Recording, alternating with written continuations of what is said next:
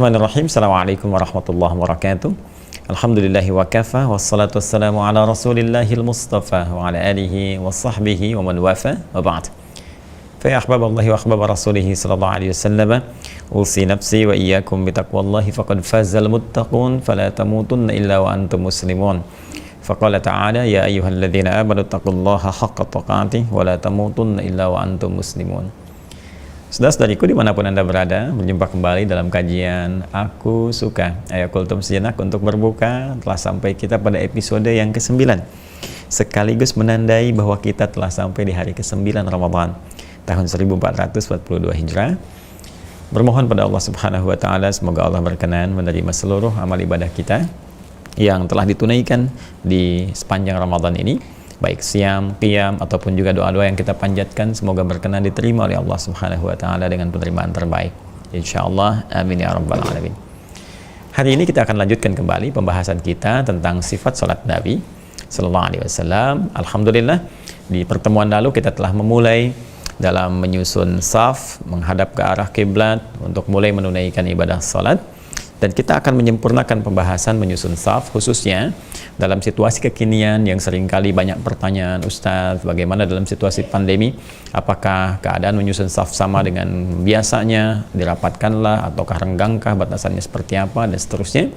Coba kita akan turunkan pembahasannya dari mulai kaidah dasar dulu, baru ke situasi-situasi darurat seperti yang mungkin terjadi beberapa tempat dalam situasi kekinian. Baiklah, langsung saja. Kita akan sampai pada pembahasan tentang bagaimana menyusun saf dalam salat, ya. Menyusun saf, ya. Menyusun saf, ya, dalam salat. Dalam, ya, salat. Lebih spesifik nanti dalam konteks salat berjamaah, ya. Nah, ini poinnya. Di pertemuan yang lalu kita telah membahas tentang bagaimana menyusun saf dalam konteks kita sendirian menunaikan sholat bila dalam kondisi tidak menunaikan sholat berjamaah. Kemarin dicontohkan oleh Kak Amil bagaimana ketika kita memulai menunaikan sholat secara sendirian, jika memang tidak ada tuntutan untuk berjamaah atau ada uzur untuk berjamaah, maka di kitab Sahih Al-Bukhari di bab yang ke-28 di kitab Shalah disebutkan arahan Nabi SAW melalui penjelasan Imam Al-Bukhari bahwa posisi jemari di kedua kaki itu dihadapkan ke arah kiblat sehingga memberikan satu topangan posisi tubuh kita sepenuhnya akan menghadap ke arah kiblat. Ya, fawali wajhaka syatral masjidil haram, demikian ayat Al-Quran menunjukkan kepada kita, maka hadapkan ya bagian depan tubuhmu itu ke arah masjidil haram, ke arah kiblat, kan. Dalam konteks ini nggak mungkin bisa tubuh bagian depan menghadap kalau kakinya nggak menghadap, gitu kan ya, untuk topangannya secara umumnya, ya. Jadi demikian kita arahkan. Nah, seperti yang kemarin dicontohkan, izin kalau ada yang belum kemudian bergabung bisa dicek kembali di pertemuan yang lalu atau saya contohkan kembali. Ya, Kak Amil sini, Kak Amil. Masya Allah, mana Syekh Amil nih? Assalamualaikum. Masya Allah, kita sekarang bantu lagi ya teman-teman ya, jamaah kita untuk praktek sholat. Siap? Insya Allah. Baik, kemarin Kak kita contohkan saat akan menghadap ke arah kiblat, sholat, posisi badan bagaimana? Tegak, ya. Nah, tidak miring ke kanan, tidak miring kiri, tegak. Kemudian posisi kaki, nah ini sudah bagus, ya. Jadi sejajar dengan bahu, ini bahu turun ke bawah, ya. Kaki ini pas sejajar, ini pas, bagus sekali. Tidak terlalu lebar. Lebar gimana, Kak? Kalau lebar, nah nggak begini, ya. Jadi bukan mau silat ini, mau sholat, ya. Kemudian tidak terlalu rapat juga, Kak. Nggak terlalu rapat sampai nempel ke sini. Nah ini nggak begini, sehingga tidak seimbang, ya. Jadi diluruskan, Kak, seperti tadi. Nah ini sejajar dengan bahu, ya, supaya topangannya juga bisa lebih baik. Nah, kemudian kita akan mencoba untuk mempraktekkan bagaimana saf disusun secara berjamaah, dan tentunya akan ada satu imam, kemudian juga diikuti oleh makmum, dan makmum ini akan variatif sifatnya. Boleh jadi satu orang makmum, ya, kemudian bisa jadi makmumnya laki-laki atau perempuan, atau nanti makmumnya lebih daripada satu, bisa jadi makmum semua laki-laki atau bercampur juga makmum dengan laki-laki dan perempuan. Bagaimana cara menatanya, memposisikannya, dan seterusnya, itu yang akan kita coba bahas dan uraikan di kesempatan kali ini. Nah, yang pertama, Kak Amil, kita sudah ada satu contoh nih, satu imam, satu makmum. Jadi contohnya langsung dari sahabat Nabi Ibnu Abbas. Kakak pernah dengar Ibnu Abbas? Radhiyallahu ta'ala anhu. Belum, ya. Ibnu Abbas itu sahabat kecil kayak kakak gini nih. Coba dulu waktu itu lebih kecil lagi. usianya ya, pernah nginap di rumah Nabi SAW, dan beliau itu keluarga besarnya Nabi ya, termasuk juga keponakan Rasulullah SAW. Waktu Nabi itu sedang di rumah Sayyidah Maimunah, istri beliau, kemudian nginep di rumahnya, terus malam-malam bangun deh, wah Masya Allah mau ikut tahajud sama Nabi ya, ya kakak bangun malam-malam gitu. Jadi nah saat bangun itu nanti ikut berjamaah bersama Nabi, yuk kita baca kitabnya, yuk kita baca ini Sunan Abu Daud. Kami duduk sini, kita liatin nih, Bu ya, liatin kitabnya. Sama juga teman-teman dimanapun Anda berada, kita bisa cek itu di kitab ini Sunan Abu Daud ya. Ya, nomor hadis 1367. Yang ini Kak, yang itu Sahih Al-Bukhari, yang ini Sunan Abu Daud. Nah, 1367 nih Bu ya, ajarin nih. Jadi ini nomor hadis nih, ini nomornya, ini babnya, bab itu topiknya, bahasannya apa, ini nomor hadisnya. Nah, kita lihat nih, coba kami lihat sini. Cari nomor 1367. Ya, ini dia ya, ini ya. Itu 367. Nah, ini panjangan, kakak mau baca atau Buya bacakan dulu ya? Iya. Ya, biar agak cepat bacanya. Baik, bismillahirrahmanirrahim, kita bacakan cepat ya. Ya, qala haddatsana al-Qa'nabi an Malik an Makhrama ibn Sulaiman an Quraib maula ibn Abbas radhiyallahu taala anhuma anna Abdullah ibn Abbas radhiyallahu taala anhuma akhbarahu annahu bata 'inda Maimunata zaujin Nabi sallallahu alaihi wasallam. Langsung saja bahwa sahabat Ibnu Abbas radhiyallahu taala anhuma pernah satu kali menginap di rumah Sayyidah Maimunah, istri Nabi sallallahu alaihi wasallam ya, saat Nabi berada di situ, wa hiya khalatuhu, sedangkan beliau adalah bibinya. Ya, kemudian qala fattaja'tu fi ardil wisadati wa taja'a Rasulullah sallallahu alaihi wasallam wa ahlu fi tuliha. Jadi beliau tidur pada saat itu ya di satu ruangan bersama Nabi juga, bersama istri beliau, ya kan? Kemudian yang paling menarik teman-teman sekalian, fanama Rasulullah sallallahu alaihi wasallam hatta idza intasafa al-lailu aw qablahu biqalilin aw ba'dahu biqalilin istaiqadha Rasulullah sallallahu alaihi wasallam. Sampai ketika beliau kemudian istirahat Nabi sallallahu alaihi wasallam dan terbangun di malam hari ya, setelah tengah malam sedikit atau sebelumnya. Ini menunjukkan waktu kita ya untuk bisa bangun sekitar jam 2 lebih sedikit atau kurang ya, kalau lebih mungkin jam 3-an gitu kan, atau kurang dari itu sesuai dengan masa istirahat kita. Nanti di lain waktu kita bahas bagaimana kehidupan Nabi sallallahu alaihi wasallam dan kesehariannya. Dan setelah itu kemudian fajalasa yamsahun nauma an wajhi biyadihi. Kemudian beliau duduk dulu saat bangun, menghilangkan bekas ngantuknya ya, ini sunnahnya, dengan tangannya yang diduga bersih. Setelah itu kemudian qara al-ashral ayat al-khawati min surati Ali Imran ya, kemudian beliau membaca 10 ayat terakhir surah Ali Imran. Nah, dan setelah itu nanti di Al-Bukhari nomor hadis 181 ditemukan baca doa bangun tidur ya, alhamdulillahilladzi ahyana ba'da ma amatana wa ilaihin nusyur, thumma dhahaba ila syanin mu'allaqah, kemudian pergi ke tempat tertutup untuk berwudu ya. Kemudian setelah itu fatawadda minha fa ahsana wudu'ahu, kemudian berwudu, menyempurnakan wudunya. Nah, thumma qama yusalli, kemudian beliau bersiap menunaikan salat. Qala Abdullah faqumtu fa sana'tu mithla ma sana'a. Ya, maka aku pun mengikuti langkah Nabi, aku bangun juga, Masya Allah. Kamil tuh, Ibnu Abbas anak kecil, malam-malam Nabi bangun, ikut bangun, pengen tahajud ya. Jadi bisa begitu kalau Bu ya, iya bangun sendiri. Jadi melihat Nabi bangun, Rasulullah bangun, beliau bangun ya, ikut. Kakak mau seperti itu? Bangun malam-malam dia bangun, kakak ikut bangun ya. Kemudian teman-teman sekalian, di sini yang paling menarik, tsumma dhahabtu faqumtu ila jambihi fa wada'a Rasulullah sallallahu alaihi wasallam yadahu al-yumna ala ra'si fa akhadha bi udhuni yaftiluha. Ini Kak, yuk kita praktekin. Jadi ilustrasinya begini, kami lisin lagi ilustrasinya. Jadi ketika Rasulullah sallallahu alaihi wasallam menunaikan salat itu ya, kita ilustrasikan saja ya. Nah, beliau menunaikan sholat, tiba-tiba datang Ibnu Abbas radhiyallahu taala anhuma, ini sholat di sisi Nabi ya, seperti ini nih kurang lebih ya, bijambihi, di sampingnya, begini kan. Kemudian Nabi dengan tangan kanannya, nah ini ya, kemudian menarik Ibnu Abbas itu dengan lembut melalui kupingnya, gini Kak, maaf Kak ya. Nah, gini sini, gini ya. Nah, ini di Arab tuh harus tahu ya. Jangan dibayangkan tentang keadaan di Indonesia. Ingat, culture-nya, kulturnya bisa tidak sama. Jangan dibayangkan kok nariknya kuping sih, nggak bahu, nggak tangan. Begini Joni. Jadi kalau kita mau belajar dengan baik, jangan dibawa satu karakter, satu tempat, keadaan disamakan dengan kita. Misal, ya di Arab itu nggak boleh misalnya ke kepala, ke bagian belakang bawah begini, nepuk apa. Itu tandanya sesuatu bermasalah sekali. gitu kan? Nah, bagaimana kalau misalnya ketemu bisa jadi antara pelukan, nah, itu kan di kita jarang kalau ketemu pelukan, ya, atau bahkan misalnya mencium kening kalau ulama dicium dan seterusnya, gitu kan? Nah, itu hal-hal yang spesifik yang kalau baik itu bisa dilestarikan, tapi boleh jadi nggak sama sepanjang tidak bertentangan dengan syariat. Nah, membawa ini bagian dari sayang. Makanya orang tua kita dulu itu kalau mau ngarahkan anak, kadang-kadang kayak dijewer gitu kan? Nggak dijewer. Nah, ini secara penelitian ternyata itu ketika orang tua menjewer dalam keadaan tertentu, ya, nggak harus ini dijewer, nggak, itu bisa merespon, ya, bagian satu otak tertentu atau bagian tubuh tertentu di seorang anak sehingga berkembang, ya, stimulus dia membuat dia semakin lebih cerdas, lebih pintar dalam kondisi tertentu. Jangan disimpulkan begini, oh anak saya pengen pintar, jewer, oh, nggak begitu, ya. Jadi bagian mendidik anak itu ada bagian-bagian tertentu di tubuh yang harus disentuh atau diluruskan. Nah, ini singkatnya ketika Rasulullah SAW sholat diilustrasikan, ya. Saya di Hidayat hanya mencontohkan saja, dan tentunya sesuatu yang terjadinya sesungguhnya itu sesuai dengan masanya, dan kita bisa lihat saat kembali kepada Allah Subhanahu Wa Taala.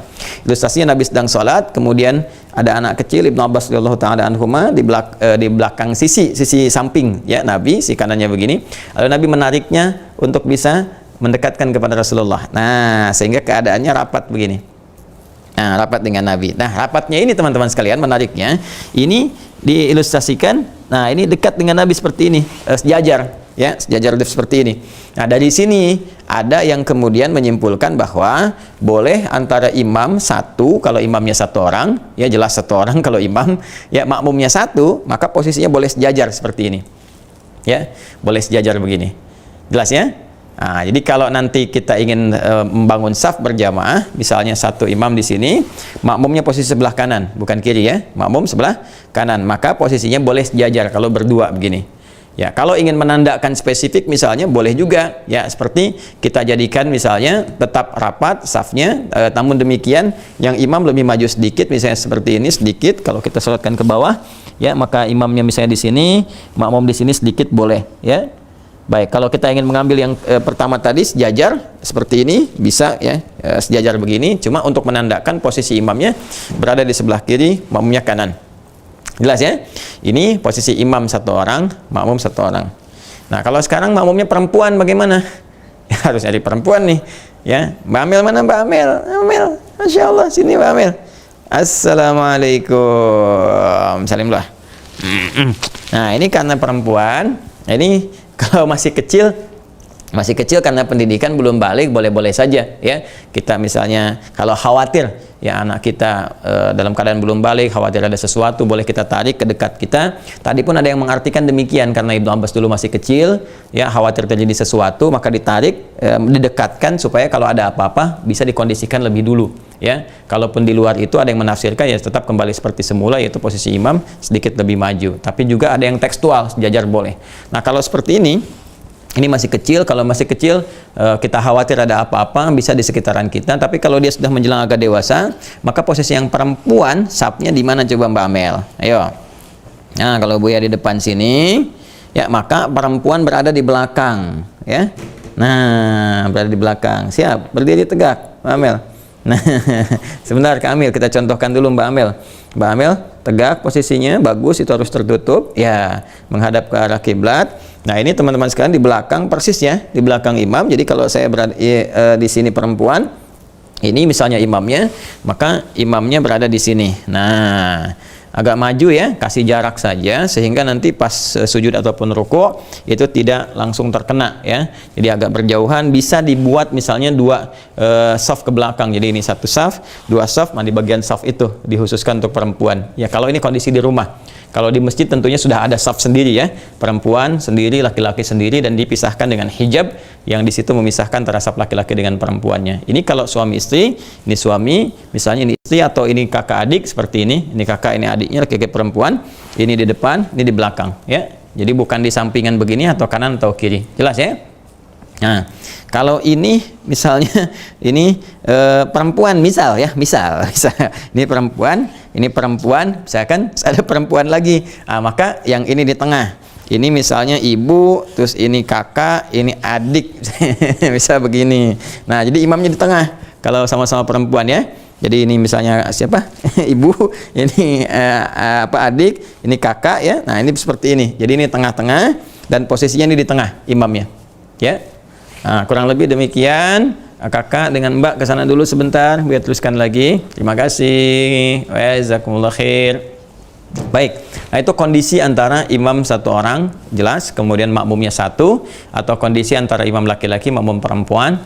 Nah, sekarang akan kita hadirkan bagaimana kalau kondisi makmumnya beragam. Jadi imam satu orang, jelas, makmum satu orang, kemudian muncul makmum satu lagi. Ya, kita minta bantuan lagi. Bismillah, Kak Amil, boleh kesini lagi?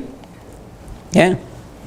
Nah, ini Kak Amil jadi makmum, Buya, misalnya di sini. Nah, Buya dulu di sini, ini seperti ini. Nah, saat sedang begini, tiba-tiba ada satu orang datang lagi misalnya, ya, masbuk. Nah, ini misalnya taruhlah kayak tadi Ibnu Abbas, datang lagi satu orang. Boleh dicontohkan lagi, Mas? Mas, ya. Wah, ini kalau itu Ibnu Abbas, ini Mang Abbas. Ini Mang Abbas gini, ini Syekh Sudan ya, Sudan, Susukan dekat Banjaran. Baik, ini kita sedang sholat nih begini, terus antum datang. Kira-kira kemana? Belakang. Ke belakang. Coba ke belakang kemana? Ke belakang. Terus antum kemana? Ini kita sedang sholat nih, antum ngapain itu? Ayo coba, antum gimana?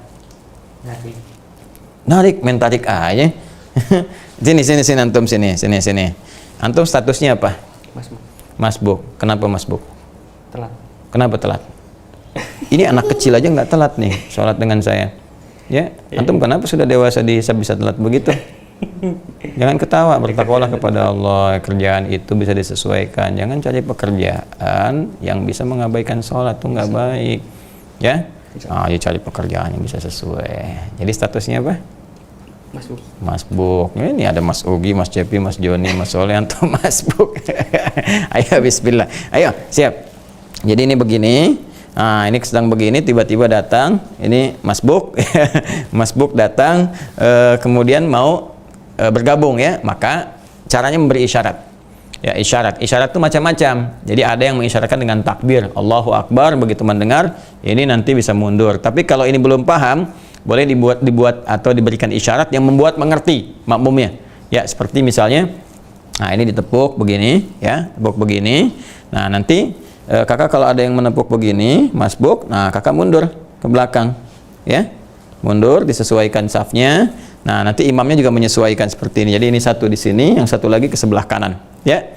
Nah, kemudian kalau nanti ada yang datang lagi ke sebelah kiri ke sini, ya demikian terus sampai dengan sempurna seperti itu. Ya, jelas ya? Ya, ini teman-teman sekalian, seperti ini kondisinya. Jadi bisa nanti kalau belum paham yang di samping bisa imam yang mengarahkan seperti ini.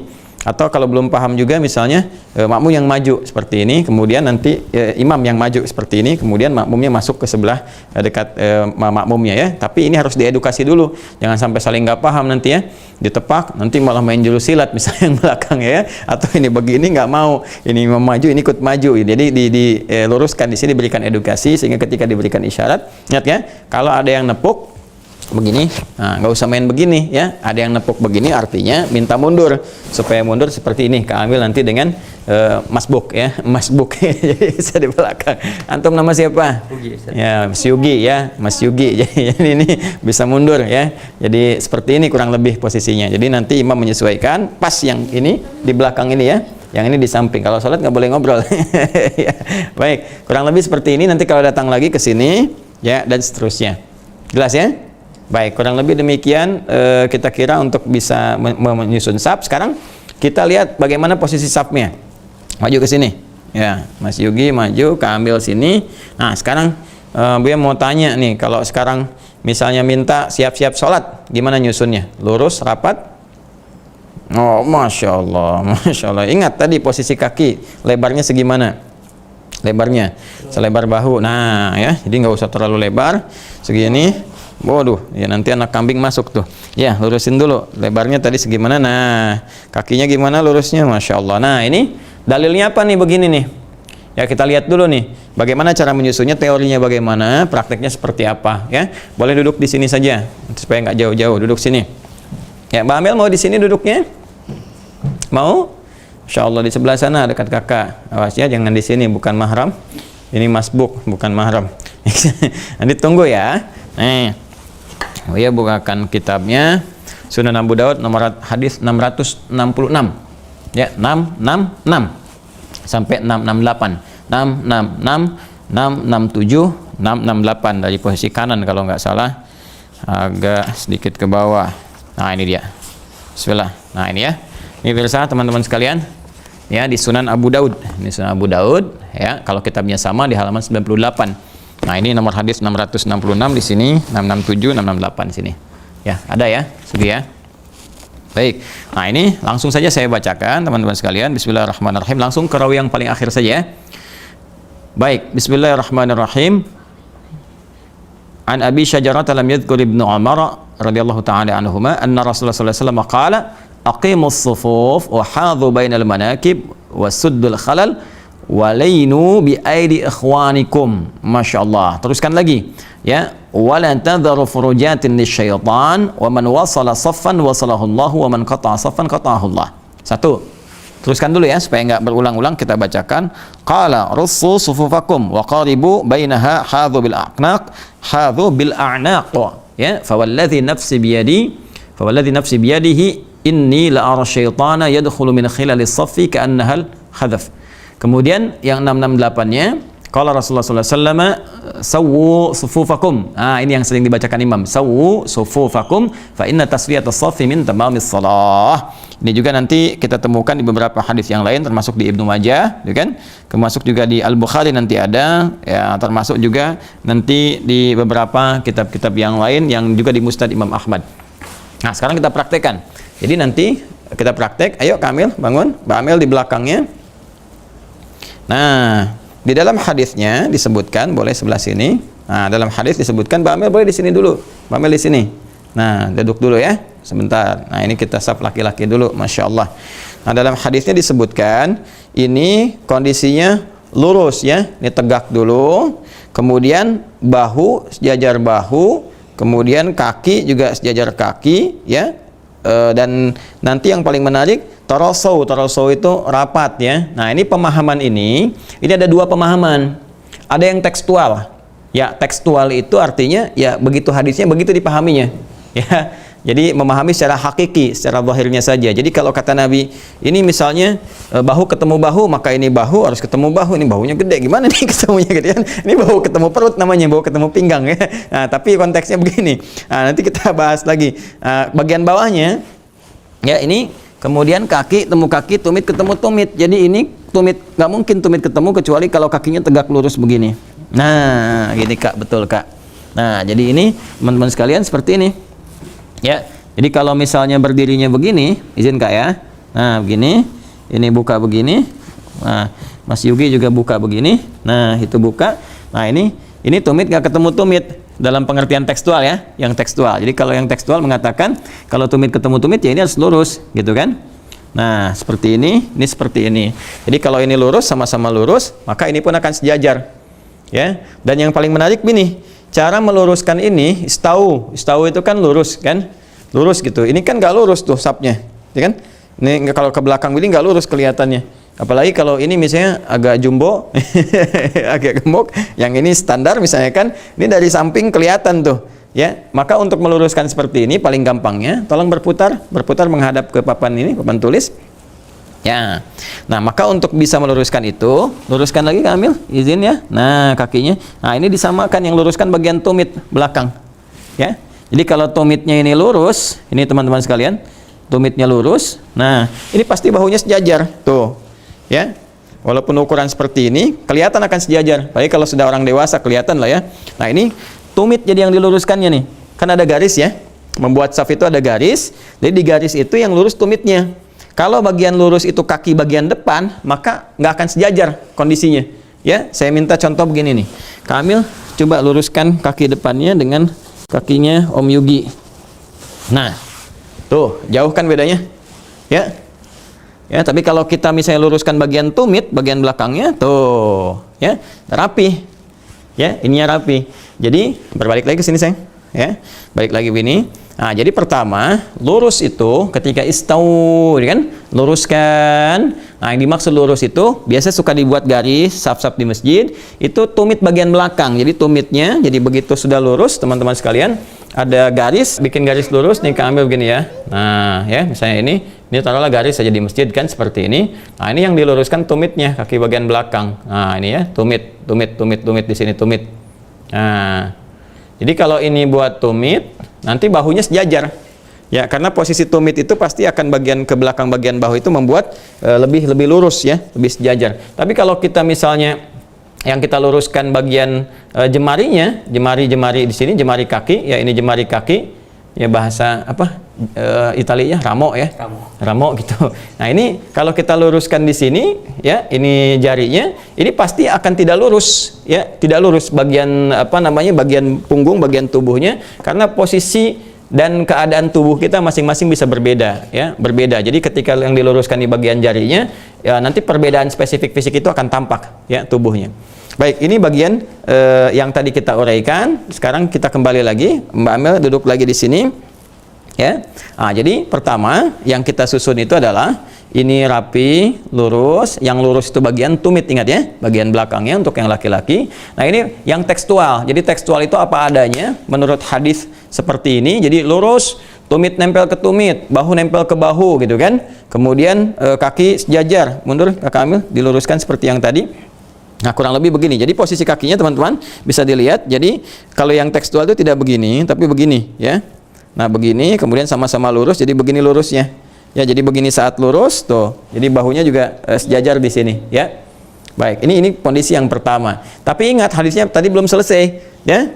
Karena hadisnya mengatakan lainu bi aidi ikhwanikum, bima makna tapi kalian harus melembutkan, memberi ruang kepada saudara-saudara kalian. Jangan terlalu rapat betul sampai saking rapatnya, izin Kakak ambil sebelah sini. Ya, misal saking rapatnya begini, ya ini rapat begini juga, pengen rapat mau takbir nggak bisa gitu ya, susah misalnya begini tuh. Ya, jadi jangan sampai terjadi begitu. Jadi walaupun ini rapat begini, ya tetap ada kondisi yang memudahkan kita untuk bertakbir. Ya, jadi jangan sampai mau takbir jadi susah, itu tidak dibenarkan. Ya, jadi jangan sampai semangat nyusun saf tapi mau takbir susah, itu nggak benar justru. Ya, itu keluar dari pemaknaan. Nah, ini tafsir yang pertama ya. Yang kedua, yang dimaksud hadis tadi itu bahasa majas, kiasan. Ya, jadi yang dimaksudkan bahu ketemu bahu, kaki ketemu kaki gitu kan, tumit ketemu tumit, bahkan nanti ada lutut ketemu lutut. Ya, ini yang dimaksudkan, maksudnya coba bikin saf yang rapi, yang bagus, tapi dalam saat yang bersamaan kaidahnya dipakai walainu bi aidi ikhwanikum, tetap bersikap nyaman, memberikan ruang, ya melembutkan sehingga tangan-tangan kawanmu itu bisa bergerak dengan mudah. Ya, tangan bisa bergerak mudah, kemudian juga untuk ruku mudah, sujud mudah. Maka ada yang menafsirkan adalah ini nggak ada masalah karena kita lihat di tafsir yang lainnya anak kambing jangan sampai masuk dalam saf itu, ya, sehingga memberi kesan setan pun tidak masuk ya dalam ruang apa namanya saf itu. Nanti ada dua riwayat ya, yang satu terkait dengan sujud, yang satu terkait dengan saf. Makanya ada ulama nanti yang membuat satu jengkal ya. Contoh jengkalan seperti ini paling maksimal. Atau nanti lebih kecil daripada itu, yang penting untuk takbir enak. Makanya ada yang mengukur posisi kakinya begini. Nah, seperti ini. Ya, yang kebuka keluar itu begini. Jadi yang depannya itu begini, teman-teman sekalian, nempel. Yang belakangnya, nah terlihat agak longgar. Longgarnya di sini untuk memberikan jarak supaya bertakbirnya nyaman. Nah, seperti ini, ya.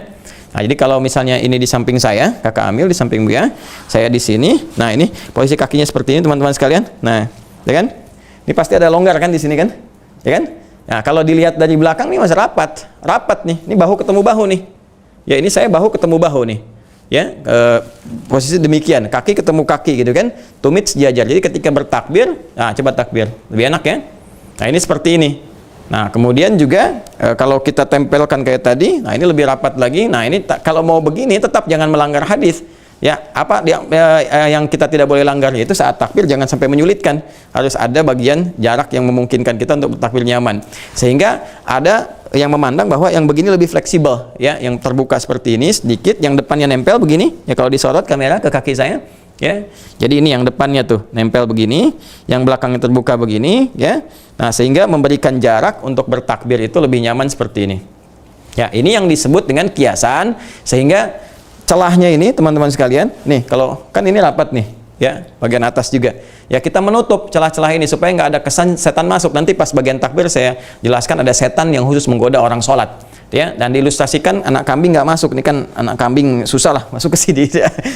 Untuk ke arah sini ini ukurannya begini. Jadi ukuran nutup begini dan nyaman untuk bertakbir. Jadi dari dua pemaknaan ini silahkan mana yang paling nyaman untuk diamalkan ya. Ada yang tekstual kayak tadi lurus rapat tapi jangan saling kemudian menghambat untuk bertakbir. Ada yang tadi memberikan celah sedikit, bukan berarti celah tapi dalam konteksnya kenyamanan untuk bertakbir ya. Nah, poinnya adalah rapat ini bagaimana meluruskan harmoni dan menutup nanti peluang setan, celah setan, furjat namanya untuk masuk menggoda. Nanti saat takbir saya jelaskan bagaimana setan bisa masuk ke dalam saf orang-orang tertentu dalam sholat yang kemudian memberikan bisikan-bisikan. Nah, sekarang saat corona ya, COVID tuh kan ada jarak tuh ya, jaraknya begini nih. Kakak di sini, kalau ada masjid-masjid kan di masjid kita alhamdulillah ya kita rapat ya. Nah di masjid-masjid lain tuh ada begini nih. Nah ini sholatnya di sini, ini di sini, terus Mbak Amel jauh ke belakang. Ya. Nah kira-kira boleh nggak begini? Amel boleh? Nggak tahu, Mugi? Boleh. Tuh kan anak ini langsung nggak tahu, Allahu a'lam. Ini boleh. Nah karena Mugi boleh, dalilnya apa? Nah, dalam syariat itu boleh dan tidak boleh sudah dalil. Gitu ya. Dalilnya apa kalau boleh? Darurat. Darurat. Apa dalil darurat itu? Ketika pandemi. Ketika pandemi. Terus ketika budemi enggak gitu kan. Jadi darurat. Baik. Ada benarnya isu darurat. Darurat itu masuk kategori kalau di usul fikih ad-daruratu tubihul mahdhurat. Ya kan kategori udhur. Sebetulnya ini bukan kasus corona saja, bukan kasus COVID, dari dulu sudah ada pembahasannya, sudah sejak lama. Jadi kalau ada kondisi tidak memungkinkan saf itu terhubung dengan rapat seperti tadi semula, maka boleh diberikan jarak tertentu dengan kondisi-kondisi yang dibenarkan. Ya, dan hukum merapatkan ini ada dua pandangan. Jumhur mengatakan sunnah, ya. Ada sebagian mazhab Hanabilah itu mengatakan wajib, ya wajib karena ini menentukan bagaimana kesempurnaan sholatnya dan perbuatan Umar bin Khattab ketika keras meluruskan saf sholat. Ya karena itu kalau dalam kondisi darurat semua sepakat nggak ada perbedaan. Kecuali dalam kondisi teman-teman sekalian, ya tidak ada darurat. Misalnya tiba kemudian ini kami jadi imam sini, ya makmum misalnya, terus ini mundur aja belakang sendirian. Nah ini berlaku hadis, ya hadisnya sangat spesifik sekali, tegas Nabi mengatakan ada seseorang di masa Nabi SAW sholat menyendiri di belakang. Ya begitu sudah selesai sampai salam, Nabi kemudian meluruskan istaqbil shalah. Ya, istaqbil salataka. Kamu ulang lagi salatnya. Ya, kamu ulang lagi salatnya. La salata li rajulin fardin khalfa saffi fardan. Demikian hadisnya. Ya, tidak sah salat seseorang ya yang dia menyendiri di belakang saf ya sendirian sementara saf itu sedang lurus dalam keadaan sengaja. Ya memisahkan ini apa namanya di babnya itu dia memisahkan diri dari jamaah ya at-tafarruq minal jamaah. Jadi kalau dia menyendiri sementara safnya ada nggak ada uzur apa-apa itu dianggap kemudian bermasalah walaupun ada jumhur mengatakan itu ma'al karahah, salatnya tetap benar tapi karahah tidak disukai. Ya kalau benar tapi Allah nggak suka gimana? Ya, tapi ada sebagian yang mengatakan mesti diulang karena hadis tadi. Tapi karena ini kondisi darurat teman-teman sekalian, maka darurat itu tubihul mahdhurat membolehkan. Cuma begini, bagaimana detil darurat itu? Nah, ini mesti ada pertanyaan dan jawaban sebetulnya. Makanya kami kalau di masjid saya di sini dengan teman-teman kita detilkan spesifik. Apa persoalannya? COVID. Baik, karena COVID ini apa gejala-gejalanya? Lalu kita tanya dulu pada jamaahnya, jamaah yang ada di sini, ya kan, sudah dipastikan dicek semuanya dan sebagainya, ada yang terkena COVID atau tidak. Kemudian kalau yang sakit dan sebagainya, kan nggak mungkin jamaah jawab di situ kena COVID ke masjid kan nggak mungkin. Maka kaidah awal kan dipakai, yang merasa sakit, merasa nggak enak, nggak usah ke masjid, gitu kan? Maka di sini yang merasa sehat datang, kita cek di luarnya, sempurnakan temperatur, pakai masker dan sebagainya, dan area disterilisasi dulu. Ya kita cek, begitu sudah bagus dan sebagainya, nggak ada alasan kemudian dalam kondisi ini safnya harus lenggang, gitu kan? Dan sebenarnya harus dijelaskan juga ya pada pakar-pakar tuh virologi dan juga ahli kesehatan dokter, ini sejauh mana sih posisi saf itu bisa tidak menularkan? Karena kalau kita lihat ini jarak segini misalnya, mohon izin ke Amil, ya segini jaraknya ini di sini, apa ini menjamin COVID yang nggak menular? Ya, ketika misalnya sujud, terus ada salah satu yang bersin walaupun pakai masker, apakah kemudian ini tidak menjamin menular? Atau kemudian ketika selesai kumpul kembali, apa tidak menjamin kemudian akan menular dalam situasi seperti itu? Nah, atau ini pencegahan, tapi seefektif apa pencegahan itu dimaksudkan? Boleh duduk nanti di sana. Ya, seefektif apa pencegahan itu dimaksudkan? Nah, jadi di sini memang harus banyak yang dijelaskan dulu. Kalau memang kita bisa memastikan dan dari awal kita bisa menjelaskan dengan lebih baik, ya misalnya kita katakan yang merasa khawatir, merasa tidak nyaman, merasa sakit, ya itu boleh misalnya mengambil saf yang sebelah mana, atau misalnya dia tidak ke masjid dulu, itu lebih aman. Yang sudah ke masjid merasa nyaman, merasa sehat, tidak ada masalah, ya silahkan. Kalau nggak ada masalah, kenapa harus diberikan jarak? Ya, kecuali kalau memang dalam kondisi ini, ya kondisi ini ada protokol tertentu yang memang mensyaratkan demikian, yang kalau enggak itu masjidnya misalnya nggak bisa terlangsungkan. Seperti saya pernah menunaikan salah satu ibadah, kemudian di masjidnya baru dibuka yang tadinya tutup, hanya marbot saja dan sebagainya. Lalu ada syarat ya dari otoritas setempat kalau boleh di situ dilakukan, tapi jaga jarak misalnya kan. Nah itu kan harus bertahap. Kita pahamkan dulu, kita beri pengertian dulu, kita cek dulu dan sebagainya. Baru kita menyesuaikan. Ya yu'khadhu kulluhu la yutratu kulluhu. Sesuatu yang nggak bisa dikerjakan diambil semuanya, maka jangan ditinggalkan keseluruhannya. Maka darurat masuk di situ karena kondisinya. Ya. Nah, tapi sekali lagi kita punya PR besar. Di sini untuk disampaikan, para ahli itu harus bisa menyampaikan dengan jelas, ya. Dalam kondisi menjaga jarak ini, jarak seperti apa yang bisa meminimalisir penularan atau tidak menular sama sekali. Apakah memastikan demikian? Atau pertanyaan besarnya begini, ya, apakah dikhawatirkan ketika ke masjid ini misalnya ada memang yang terkena COVID? Ya, kalau misalnya dikhawatirkan demikian atau masuk dalam kondisi seperti itu, ya maka menurut kami hal-hal yang demikian mesti ada langkah-langkah yang antisipatif. Ya sudah, ya misalnya dibatasi di situnya, atau kita kemudian adakan ibadah untuk marbot saja kalau memang wilayahnya merah sama sekali. Tapi kalau wilayah sudah hijau, sudah baik, yang tidak usah ikut-ikutan juga, tetap dirapatkan, tetap dibaikan dan terukur dengan baik. Ya, kecuali tadi ada kondisi darurat yang memang otoritas misalnya mengharuskan begitu, secara keilmuan kalau ada jarak begini meminimalisir, maka ikuti karena memang itu kondisinya. Ya, kecuali seperti di daerah kami, di tempat kami tinggal, kita sudah sterilisasi lingkungan, sudah pastikan dulu siapa yang masuk, siapa yang enggak, sehingga alhamdulillah sampai sekarang dari awal pandemi sampai saat ini stafnya masih rapat, masih baik, tetap lurus, ya sesuai dengan ketentuan-ketentuan tadi, dan kita bisa mengondisikan yang darurat itu kembali kepada awal lagi. Ya, demikian kiranya. Ya, sekira itu teman-teman sekalian untuk pembahasan hari ini. Semoga ada bermanfaat. Kamil, mau tanya apa? Kenapa orang-orang kalau tadi kami tanyanya kalau orang-orang pas sholat kayak gini? Oh gini boleh kalau kayak gini, ya. Tapi jaraknya jangan berlebihan. Tetap harus ada yang nempel misalnya begini, ya. Nah, supaya ada jarak gini untuk memudahkan takbirnya begini. Coba kalau takbir ini takbir. Nah, nanti kita dalam bab takbir kita akan bahas seperti apa. Nah, sebab ada orang yang kalau terlalu rapat nih kayak Om Ugi. Om Ugi ini kan badannya subur. Jadi kalau nanti ketemu sama yang gemuk lagi, gininya susah nih pas takbirnya tuh. Kalau kakak kan kecil di sini, ya bisa enak takbirnya begini. Tapi kalau ketemu Buya aja begini, kalau kakinya sama-sama begini, tuh coba takbir, tuh kan gak susah kan? Iya, jadi bisa ketarik nih, jadi tuh ya. Dan ntar nanti bisa main silat satu sama lain ya. Jadi dari sini kita sesuaikan. Nanti ada mungkin yang begini kakinya depannya rapatnya, ini untuk memberikan longgar kenyamanan untuk takbir, ya. Hadisnya tadi bunyinya apa? Walainu biaidi ikhwanikum. Kasih jarak ini, lembutkan ke tangan kawanmu supaya bisa bertakbir dengan nyaman. Paham? Sama benarnya, kenapa perut Om Ugi kegendutan? Itu bukan kegendutan, ini proporsional, ya, sesuai dengan anugerah Allah. Nanti kalau sujud gini dong nempel perutnya. Oh enggak, nanti dikondisikan ya pas masuk sujud, nanti insya Allah pas sujud ini semakin harus dan ramping. Baik pemirsa dimanapun anda berada, alhamdulillah telah kita bahas, kita uraikan pertemuan kali ini, semoga bermanfaat dan semoga bisa diamalkan dalam kehidupan. Subhanakallahumma bihamdika asyhadu an la ilaha illa anta astaghfiruka wa atubu ilaik. Wa akhiru da'wana alhamdulillahirabbil alamin. Assalamualaikum warahmatullahi wabarakatuh. Waalaikumsalam.